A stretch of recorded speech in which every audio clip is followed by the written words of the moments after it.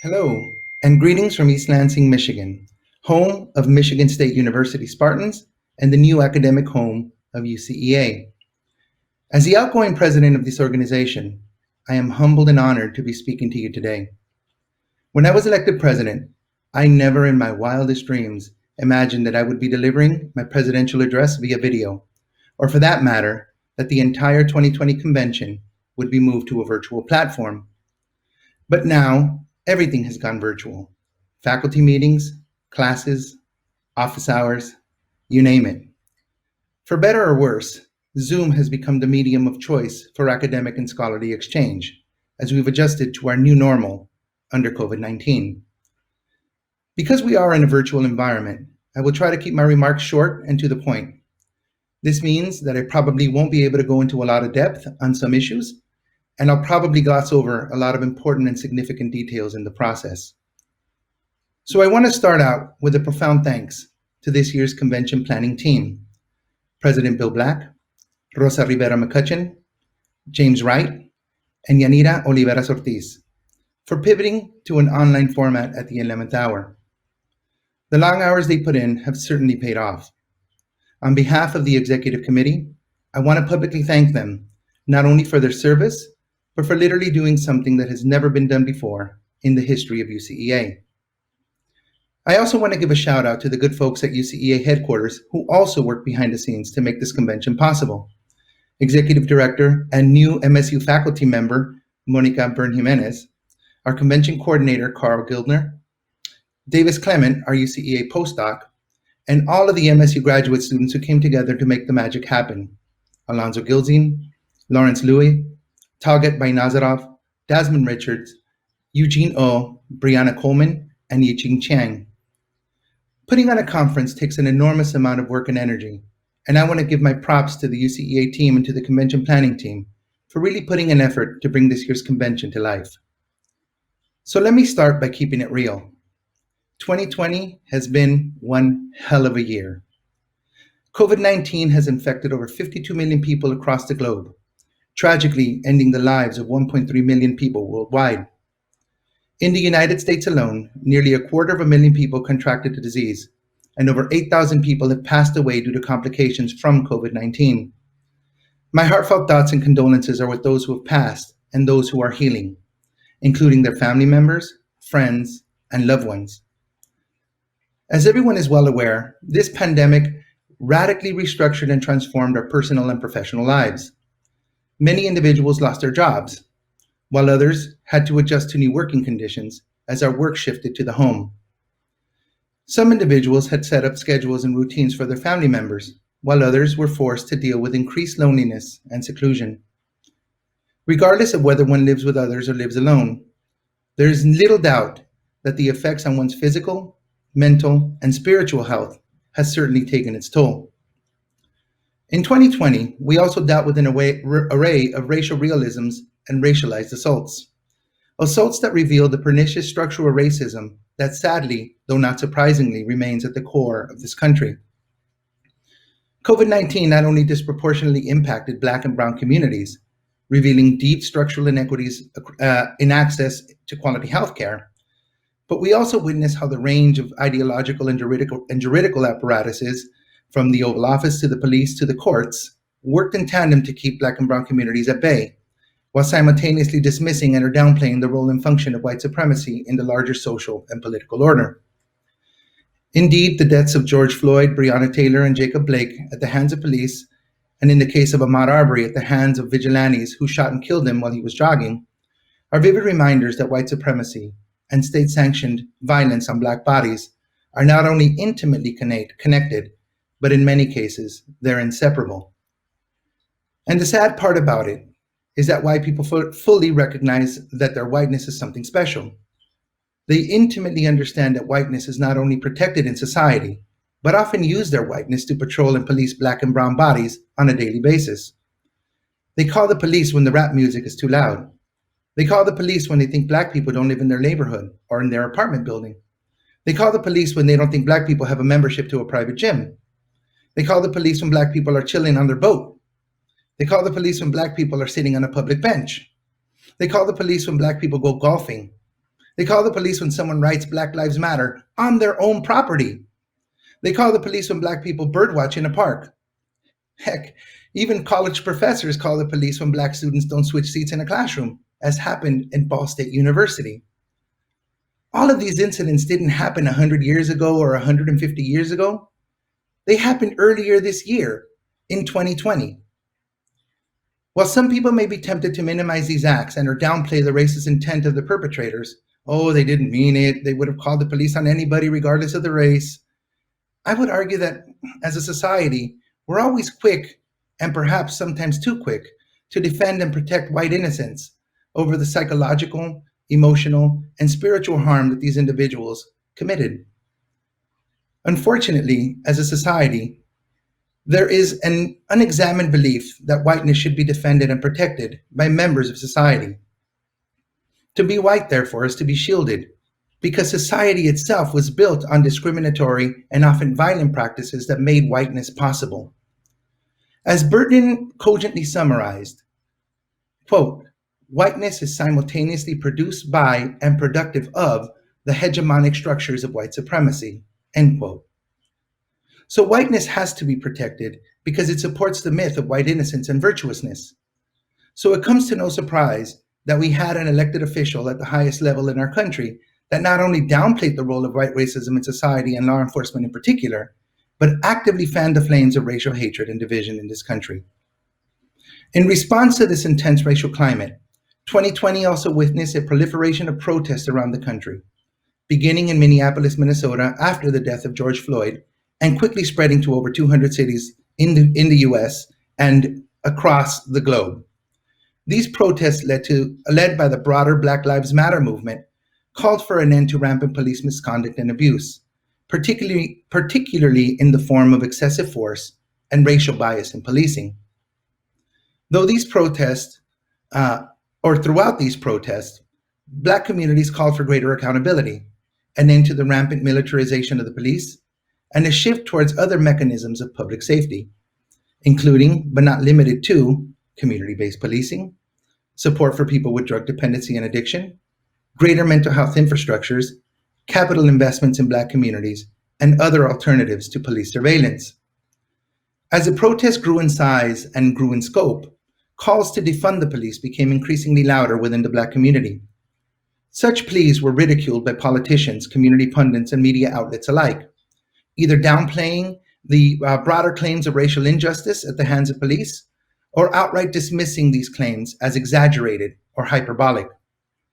As the uprising stretched into the weeks, pundits began to rely on stereotypic tropes of Black criminality, often painting a picture of inner cities being ruled by chaos and anarchy and Black thugs, while simultaneously suggesting that white suburbanites needed to be concerned for their lives and their well-being.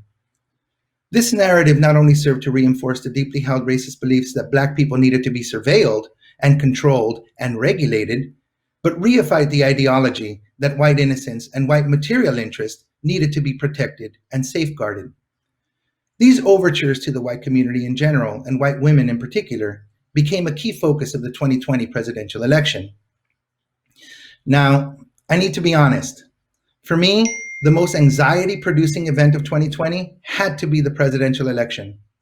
And I say that with some trepidation because I don't want to minimize the severity of COVID-19 and the anxiety and stress and angst that it produced and continues to produce. However, with the presidential election, it brought up a whole different set of emotions for me, because I truly felt that much more was at stake than the selection of a mere candidate.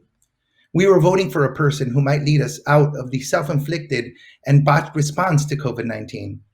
We were voting for a person who would elevate science and sound medical advice to guide decision-making. We were voting for a person who would surround himself with qualified, knowledgeable people as part of his cabinet. We were voting for a person who would not put kids in cages, separate families, or vilify undocumented communities. We were voting for a person who believed in the power of diversity. We were voting for a person who would not enable white supremacists and their sympathizers through dog whistle and racially coded rhetoric. We were voting for a person who would not foment religious animus in this country. We were voting for a person who would put education as a top priority. We were voting for justice. We were voting for equity. But most of all, we were voting for someone who had some competence and leadership skills, someone who was driven by vision and purpose, as opposed to being driven by ego and conceit. And the same trepidation and fear and that I currently am feeling was probably felt on the opposite side as well, by people who support our current president. And although the election results are all but over, the election results have still not been called because the legal challenges and because of legal challenges and accusations of voter fraud. And so we continue to wait until either Trump concedes, which he shows no signs of doing, or his legal challenges prove to be true, which there is no legal evidence so far that either voter fraud or voter tampering occurred, or his legal challenges prove to be false, which may take time to sort out in a court of law. So in a nutshell, the madness of 2020 continues. And it's only November, so 2020 is still not over. So as I think about the year 2020, I wonder what will we remember about this year? What memories of 2020 will endure? What will we tell future generations about the events that transpired this particular year? Or better yet, what will future generations remember about 2020? I believe that one of the dominant narratives that will emerge will contain elements of chaos, confusion, loss, and anxiety. Not only will we remember the loss of lives due to COVID-19, but we will also remember other losses as well. The loss of jobs, the loss of day-to-day routines, the loss of our sense of safety, the loss of our very autonomy. I believe that trauma, loss, and grief will emerge as dominant themes of 2020, particularly in light of the massive sense of uncertainty and unpredictability in our world. I do think that we're experiencing trauma at multiple levels, and there is no doubt that once the dust settles, we'll enter the stage of intense post-traumatic stress disorder, not only as a nation, but as a world. What we won't remember as easily, however, will be those stories of joy, those stories of self-preservation, the stories of endurance, the stories of connections and reconnections that we made with our loved ones or our pets or even ourselves. In other words, very few people will remember those moments that actually made us forget we were on lockdown. Those are the stories that probably won't get told or won't be remembered by future generations. Instead, what future generations will remember, well beyond 2020, will probably be very different and distinct than what we actually experienced and lived through in the present day. This has less to do with our inability to document the totality of what we experienced or are living through, and more to do with the fact that memory is as much a social phenomenon as it is a cognitive phenomenon. And because memory is partially social in nature, what is remembered is as much an act of recollecting as much as it is an act of filtering out what we deem worthwhile to recollect. For example, what I deem important to remember in the present day does not represent the totality of what I experience, or for that matter, even a sliver of what I experience. It is what I have deemed to be worthy of being documented and remembered. In the same way that media outlets don't report all the news, but only what they deem to be newsworthy for their subscribers, what gets documented, therefore passed down to future generations, is a highly selective process. In short, what is remembered is simultaneously a process of distillation and forgetting, as much as it is a process of recollecting and remembering. The late social anthropologist Paul Connerton believed that memory is not necessarily an individual faculty, as it is a social one. The main thesis in his groundbreaking book, How Societies Remember, is that our experiences of the present largely depend upon our knowledge of the past. Connerton believed that since what is inherited from the past is filtered and distilled, then our present-day knowledge must also be distorted. This is not to suggest that our memories or our recollections are necessarily false, but that memory itself might actually be a societal product. And since society is not homogeneous, different societies actually process different vocabularies of understanding. In fact, he argues that even within the same society, different generations have different memory sets and are therefore isolated from each other, This has major implications for societies and organizations like UCEA, for example, that have gone through significant changes over time, because different generations can coexist with each other in the same physical space and yet be mentally and emotionally insulated from each other, as Connerton suggests. In essence, the memories of older generations may in fact be substantively, if not radically different, from those of newer generations. According to Connerton, there are three types of memory: personal memory, cognitive memory, and habit memory. Personal memories are acts of remembering that one has personally experienced.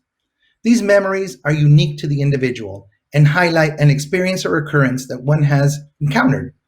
For example, I might say, I remember my first UCEA conference. It was at the Galt House in Louisville, Kentucky in 1996. I distinctly remember some of the people who were at my very first presentation: Janie Lindell, Kathy Lugg, Bill Boyd, Bill Firestone, Pedro Reyes, David Berliner. These memory claims are highly individual, reflective, and particular. As Connerton described them, personal memories often take the form of, I did such and such, at such and such a time, in such and such a place. Cognitive memory, on the other hand, involves a cognitive experience or a sensory state that one has experienced in the past, such as learning a song lyric, memorizing an equation, or reciting the Gettysburg Address. In contrast to personal memory, one does not need to remember the context or even the details of what occurred or what happened, but simply that the cognitive experience happened at some point in the past. For example, I can tell you that Harold Laswell coined the phrase "who gets what, when, and how" when describing politics. I can also tell you that Bowman and Deal developed a four-frame model for studying organizations. I learned those at some point in graduate school, but I don't remember the details of when or how I committed these theories to memory. The last type of memory described by Connerton is habit memory, and these are memories that emerge from repeated activity or performance. While many habit memories necessitate some form of cognition, especially as one is learning how to do the activity, once an activity is learned, it simply becomes automatic. Riding a bike, how to read, how to write, are all forms of habit memory. As such, habit memory is different from cognitive memory in that the latter actually requires some sort of recollection. For example, I can tell you from memory that there are 5 tenets to critical race theory, and I can tell you what those tenets are. And while these tenets come naturally to me, they are actually a type of cognitive memory because I'm recalling those from my memory set. Habit memories, however, are different because they require no cognitive recollection. These memories are simply incorporated into one's understanding of the world. Connerton believes that social memory is primarily a form of habit memory. In effect, the memories that we have about an event or an occurrence is in part socially produced. Although individual members within a society may recall different versions of the same story, social groups generally understand history through stories that are told again and again and again until they become automatic. The facts aren't as important as the general gist of the story itself. For example, within UCEA lore, there's an old story that involves Bob Stout, Martha McCarthy, and Jay Scribner. The story goes something like this. In the early 80s, Bob, Martha, and Jay were sitting around a table brainstorming about how to take UCEA to the next level, when, suddenly out of nowhere, Martha McCarthy casually suggests, I think we ought to have a convention. And thus, the UCEA convention was born. This story was actually told in a previous presidential address. Now, there's no evidence that this actually happened. There's no witnesses. No one was there to document that historical moment. Moreover, neither Martha McCarthy nor Jay Scribner actually recall that this incident ever happened. And yet, the story has become an unofficial part of UCEA's history. Individuals repeat that story, and the story is often accepted as fact, even though the actual facts of how UCEA convention was born differ than what is often shared and communicated by individuals within our organization. The purpose of using that example is not to shame or ridicule my colleagues who tell that UCEA origin story, but to simply highlight the power of social memory and how social memory requires no actual recollection or evidence. I am also using this account to highlight the power of a good story and how stories are socially communicated and become internalized by members of a group through continued repetition. These stories become the stock stories or the deep stories that we adopt as truths within a particular society or organization. Many of us familiar with the notion of stock story know that it comes from the work of Derek Bell, the grandfather of critical race theory. Professor Bell believed that stock stories are those ideological narratives or majoritarian tropes that we've internalized within the US.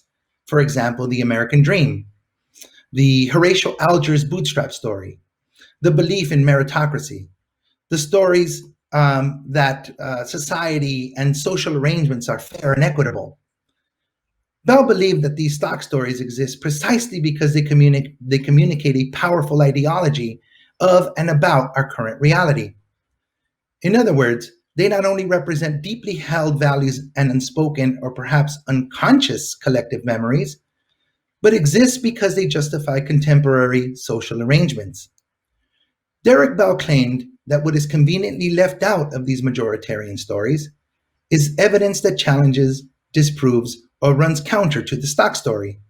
Things like structural racism, anti-Blackness, settler colonialism, white supremacy, xenophobia. Those are the counter stories, Bell argues, stories that are hidden, stories that challenge our taken for granted assumptions of truth, subaltern stories that never get told or never get disseminated. In other words, those are the stories that are not told because they don't fit our pre-existing cognitive schema. In similar fashion, Connerton would suggest that the counter story is left out because of strategic forgetting. In other words, it's not that we don't believe the counter story or because the counter story is false, but that the counter story simply isn't socialized and disseminated in the popular discourse in the same way that the stock story is taken up and dispersed. The reason for this is because at its core, the stock story reveals, as it communicates something about us, either how we perceive ourselves or how we want others to perceive us. We circulate stock stories within society because they affirm our ideological predilections. In effect, what ultimately gets inscribed in our social memory as a result of this habitual back and forth is simultaneously a process of remembering as it is a process of forgetting. Yet, the counter story remains. Its presence and its existence is important because it is the story or the stories of the outgroup, the minoritized, the subaltern, those who exist on the border, those whose voices and perspectives, whose very consciousness has been suppressed, devalued, and abnormalized. These are the voices that have been forgotten. Theirs are the stories that don't get socialized, circulated, and inscribed in habit memory. As countless critical race scholars suggest, there's a lot of power in the counter story, namely the power to present a counter reality, the power to subvert stock stories, the power to challenge and destabilize powerful ideologies, the power to disrupt the status quo. Richard Delgado, a renowned critical race scholar and Lat Crit scholar in his own right, states in his classic Michigan Law Review article that, quote, counter stories can serve an important destructive function.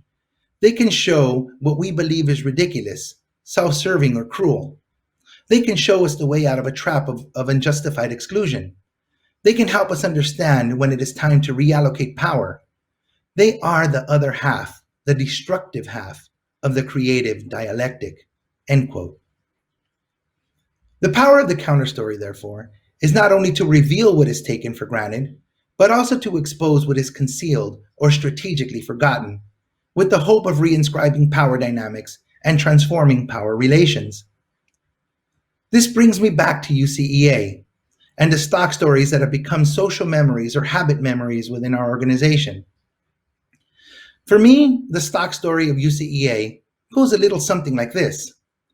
Once upon a time in the late 1940s, members of AASA met with the Kellogg Foundation to discuss ways to improve the preparation of school leaders. The foundation made 2 large grants to fund a nationwide initiative that became known as the Cooperative Program on Educational Administration. That was housed at Teachers College, Columbia University. By 1959, several other institutions joined that consortium. Jack Culbertson was offered the position to lead the new organization, and he had the blessings of several members of the Teachers College faculty. As the organization grew, so did the research interests of its members. Eventually, the organization outgrew its roots in logical positivism and the Vienna School, and began to incorporate new ideas and new thoughts, especially from the humanities. By the late 1960s, UCEA started to address issues of race and equity. By the early 1970s, UCEA had to meet a broad array of logistical and financial challenges as member institutions became more localized and as individual scholars pursued more parochial interests, such as urban education, special education, Native American education, and Black education. A focus on women, namely cisgendered women, began to take shape in the late 1970s when Paula Silver joined UCEA as the first female associate director. Silver gathered data on program graduates, targeting females and people of color to obtain administrative posts. This drew backlash from white male members who claimed that her project was tantamount to reverse discrimination. Nevertheless, the program advanced and training materials were developed. Unfortunately, those materials were never broadly disseminated. Soon thereafter, several UCEA members called for a new journal, one that would focus on gender and racial diversity. The new journal was approved and ultimately named the Journal of Educational Equity and Leadership. That was launched in 1980 and was published for 7 volume years. Many educators, including a sizable number of women and people of color, published in that journal. By the late 80s and early 90s, scholars of color began attending UCEA convention in larger numbers, though in actuality, the numbers were considerably small. By the early 2000s, the number of attendees who were people of color began to grow exponentially. By then, faculty of color and women had made it into leadership positions within the organization. UCEA had hired its first female executive director in Michelle Young, while scholars like Linda Tillman, Malu Gonzalez, Judy Alston, Carla Murtada, Michael Dantley, Kathy Lugg, and Linda Warner were powerful voices that demanded recognition and change from within. Then, in 2003, the Barbara Jackson Scholars Program put issues of racial diversity front and center, and it propelled UCEA on a path towards greater equity. And the rest of this, as they say, is history. The end. While this particular narrative left out a lot of UCEA history, one can still pick out elements and major themes in that story. Most notably that UCEA has been on the steady path towards greater and greater equity since its inception. We learned, for example, that the focus on equity began sometime in the late 1960s and really took shape by the late 1970s. The launch of the new journal opened up spaces for avenues for new voices and perspectives. And by the early 90s, UCEA began to notice a shift in representation as more women and more scholars of color entered the profession. The development of the Barbara L. Jackson Scholars Network in the early 2000s was a watershed moment in UCEA's history, as it opened up new opportunities for scholars of color to attend the convention while creating a strong pathway towards the professorate. UCEA is now seen as a space where diversity is embraced and where scholars of color can thrive. You can actually hear it reflected in the way people talk about UCEA. Oh, we've come so far. UCEA is so diverse. UCEA just feels so different now. But I worry about the voices and perspectives that are left out of this stock story, especially the perspectives of Black scholars, of non-Black scholars of color, of our Native and Indigenous scholars, of LGBTQIA+ scholars, of scholars with disabilities, of our immigrant scholars, of our international scholars, of our scholars of diverse faiths, of our scholars whose identities intersect in beautiful and complex ways. How are they experiencing UCEA? Do they also see it as a diverse and welcoming space?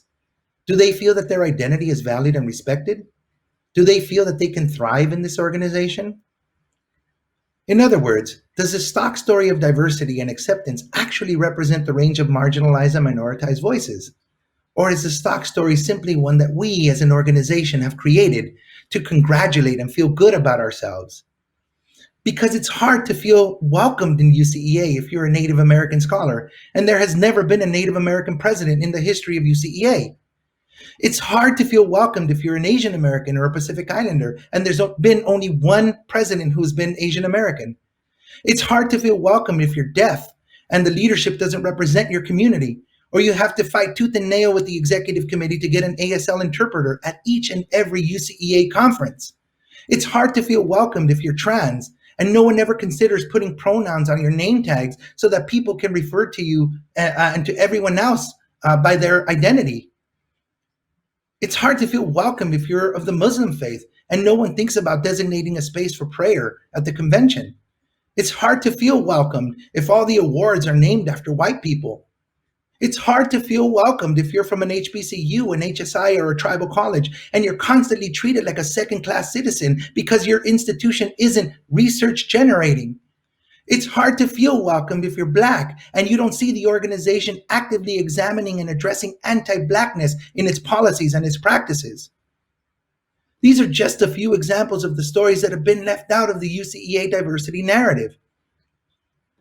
The fact remains that marginalized communities have a profoundly different experience of UCEA than our non-marginalized counterparts. For many of us, UCEA has been and remains a space of distrust, of fear, and of suspicion. It's a space where trauma is not only enacted, but actively flourishes. My worry is that we've created a particular memory of UCEA, a memory that has been distilled, a memory that has been filtered, a memory that has been cleaned of its impurities. But I want to be clear, there is no doubt that we have come a long way since the 1950s. But we've still got a long way to go before we can say with certainty that we're a more equitable and just organization. So I want to end with these final words. As an organization, we can and we must be better at remembering. But the only way that we can be better at remembering is if we refuse to forget. I appreciate your time, and I thank you for placing your trust in me to serve as your president.